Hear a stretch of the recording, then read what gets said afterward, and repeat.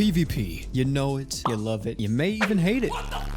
But it's practically in every single gacha game now. Artery gear is no different. One of the main in-game activities you're going to be doing most of the time is actually PvP. Trying to climb the ladder, getting as high as you can so you're able to get all the juicy rewards so you can buy anything you want from the shop. To make this grind a little bit easier and a little bit less daunting, I thought why not put together a PvP team for you that's pretty free to play and show you exactly what the current meta is like on the global side of Artery Gear Fusion. Just a quick disclaimer though before we move on. I wouldn't recommend focusing on this right out the gate. And what I mean by this is whenever you unlock PvP, don't instantly jump the gun and be like, okay, I need to start working on this, need to start focusing on it because I need to push. I would say that's not really the best option. It's a lot more beneficial for you to focus on PvE in the beginning so you can push through story, push through hunts and all of that. So eventually you can make your PvP team extremely strong. And one more disclaimer. Don't just think the units that I'm talking about is all you need. This is PvP, we're gonna need the gear as well. So to understand the current state of PvP, we need to look at what's exactly popular. And really, it's this. Making a cleaver extremely fast, possibly giving them a few buffs, and then letting them go to town on the other team. You pretty much see this exact team comp and this exact philosophy all throughout top 100, and it works really well, as you can see here. So let me explain to you what exactly you need to do to be able to achieve this. Timmy is literally here for one reason and one reason only. If you played Epic 7, you may be familiar with the term AoE push. Timmy does exactly that. She has an AoE push, meaning that she instantly brings up her entire team by 20%. And if you upgrade this skill, it actually goes all the way up to 30%. This is actually extremely good in PvP because, of course, if you get to act before your opponent, the likelihood of you winning that match is pretty high. And not to mention too, Timmy is a 3-star, so she's very easy to obtain. And not only is she easy to obtain, she's very easy to invest in. The only thing you have to do is you have to get this girl up to 4-star, and then after you get her to 4-star, you get her to Tech 4, and then you're vibing. And of course, you'll need some gear. And the gear set is pretty simple too. You pretty much need speed and HP for the most part. You want as much HP and speed on this character for one, so she can outspeed the entire other team, so she can always get off her S3, and you want HP just in case she does have to take a hit, she can maybe survive it, because one negative to Timmy is that she is extremely squishy. For the subs, speed, HP, defense. Next is going to be moving on to the most broken character in the game at the moment, which is actually Alice. Alice is insanely strong not only in PvE, but also in PvP. And at this point, I feel like everybody knows why Alice is used, but just to put it out there, her S2. The S2 being able to give your ally an extra turn and an attack buff is absolutely insane. As for the set you're going to be running on her is practically the same set you would use on her in PvE as well. Pretty much you need speed and then whatever other 2-piece set that you want to run. Literally, she's good with practically everything. And as for the substats you're going to want to be prioritizing, you're going to be wanting as much speed as you can muster,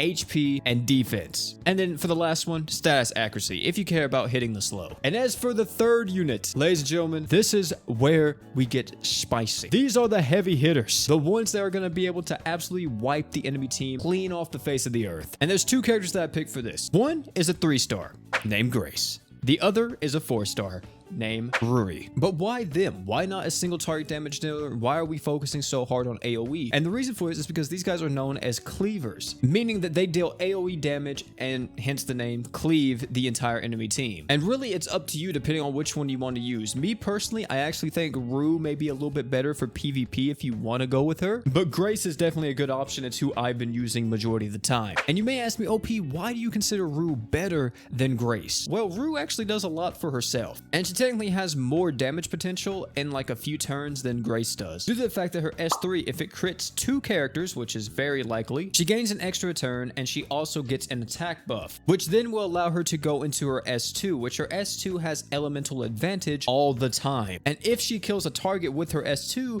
she reduces the cooldown of all of her skills by 1 round, meaning that you can get back your S3 faster. Keep in mind that we literally just talked about having Alice on the team, and this is the reason why I think Rue is so good in PvP, due to this synergy. You could use Alice, use her S2, put it on Rue, instantly make Rue take a turn, use Rue's S3, Rue goes again if it crits 2 times, plus she now has an attack buff, and then she can go into her S2 and possibly kill the entire team. And Grace can do this exact same thing, by the way, but the problem with Grace is that if you want her her to deal AoE damage twice, she has to kill somebody. So if she doesn't get any kills, then GG, you're kind of just screwed. And by the way, talking about that, let me talk about how important it is to level these units. You may have noticed that with the other characters, I really didn't touch on leveling or starring them up because, to be honest, it doesn't really matter. Timmy, you only need to get to 4 stars so she can get access to her tech 4. And of course with Alice, you are going to want to get her to 6 star at some point, but it shouldn't be a priority right out the gate. You really want to push your 2 damage dealers to the maximum level because every single time you start up a character and level them up, of course, you're going to be increasing one of the most important stats for most damage dealers in the game, which is attack. Which is why I say it's not important with Alice and Timmy, because their most important stat is actually speed, and speed actually doesn't go up with leveling up. The only way to increase speed is by tech or with gear. But here's the thing, of course you need to level them up, but you gotta gear them as well. And for the gear sets, I think you have a few options. If you're just starting out in the game and you're starting to get into PvP, I personally feel like the free-to-play attack set that you get from the beginner missions or the queen missions is perfectly fine to use on your cleavers, at least for right now. But at some point, you're definitely going to want to switch out to something else. I think speed and crit is probably one of the best things, so you can always make sure that you're going and outpacing the other team. However, if you don't want to go speed and crit, you could also at some point invest in crit damage and crit, which is pretty much just full-on DPS, go crazy, and rely on your other characters to be able to push these characters up, like for example Alice, Timmy, stuff like that. As for the substats with these characters, it's practically the same for both of them. Speed is always the priority. Make sure you can get this as much as possible and as high as possible in every single one of your characters. Attack is also very important. Crit damage, and for the last one, crit chance. Now, here's the thing about crit chance, though, as a substat with Grace. You want to be a little bit careful because Grace's S2, whenever it's fully leveled,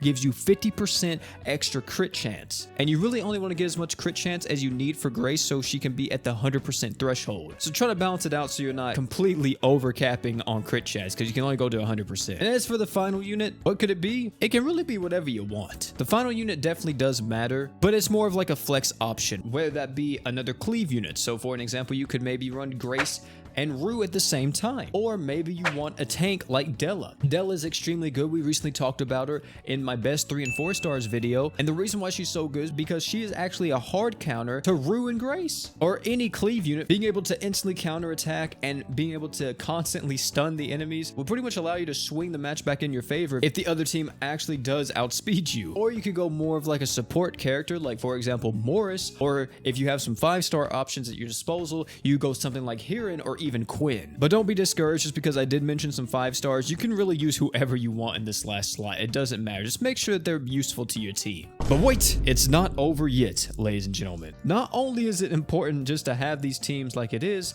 I would highly recommend that you set your team like this if possible.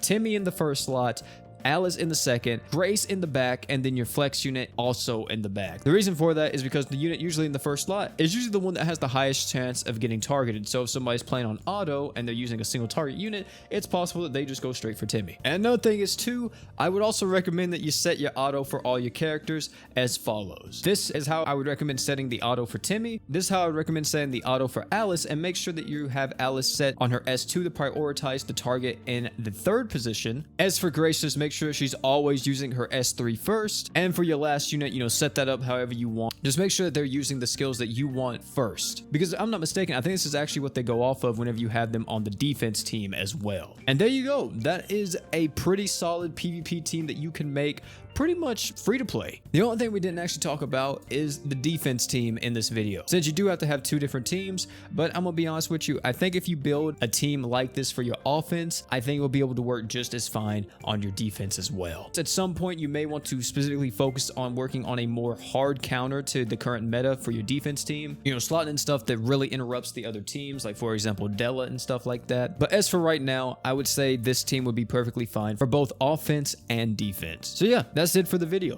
Thank you all for coming out. If you enjoyed the video, find it informative or entertaining, please make sure you drop a like. Helps out the channel a lot. Also, if you like what you see here, hey man, stick around, subscribe. I plan on making more Artery gear content. But if you actually want to see some other characters that are also really good, that are of the lower rarities, I highly recommend you check out the video popping up on your screen right now, which show off some of the best 3 and 4 stars in the game. Or if you need some help progressing in the game, I highly recommend checking out my progression guide. Also really great. But yeah, that's going to be it for this video. Thank you all again for coming out. And last but not least, you guys already know, don't forget to drink water.